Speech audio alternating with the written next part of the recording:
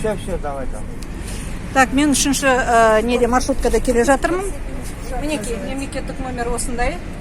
Мені жаңа видеоға түсіріп алды. Өйткені айтып жатыр маған орыс тілінде. Мен айттым, бердім 200 теңгені. Ол маған 120 теңге беріп жатыр. Мен оған айттым, сіз маған беріңіз 40 теңгеден. Ол маған айтады орысша. Бірдеңені көрсетіңіз, бір құжатыңызды көрсетіңіз. Мен айттым, қазақша айтыңыз. Қайдағы қазақша айтқан? Ол мені видеоға русофобия деді. Мінекей. Вы обязаны обслуживать сначала на языке этого государства, потом соседнего. У вас казахофобия, у вас ксенофобия, у вас ненависть к языку государства, в котором проживаете.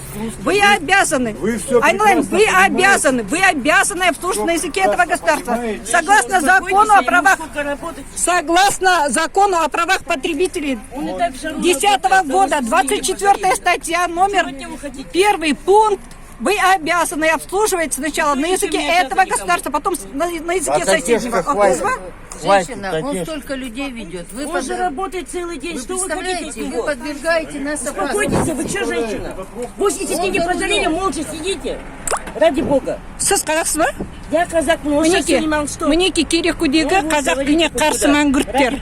Мінекей тілін сатқан, ұлтын сатқан. Мінекей осындай қазақтар үшін Қазақстанда қазақ тілі жоқ. 10 тенге прям пожалели, сидите на всю эту... Мінекей қазақ тіліне қарсы қазақтар. Не надо позорить себя. Хватит, Татеш. Так, тогда сіз немене айтасыз? Аха. Керемет, мінекей керекуде біздің Ысқақовтың қол астында қазақтың жолатпайтын әкімдердің. Мінекей осындай шовинизм, осындай манкуртизм мінекей. Қазақ тіліне қарсылық. 10 тенге ездят целый день. Айналайын. Наезжайте на них. Мінекей қазақ тіліне қарсылық. Осындай қазақтар бізде. Құл саналы қазақтар, мәңгүрт қазақтар. Осылай өзінің тілін, осының ұлтын, осылай мінекей құртып отырған. Қазақша сөйлейтін қазақтар да.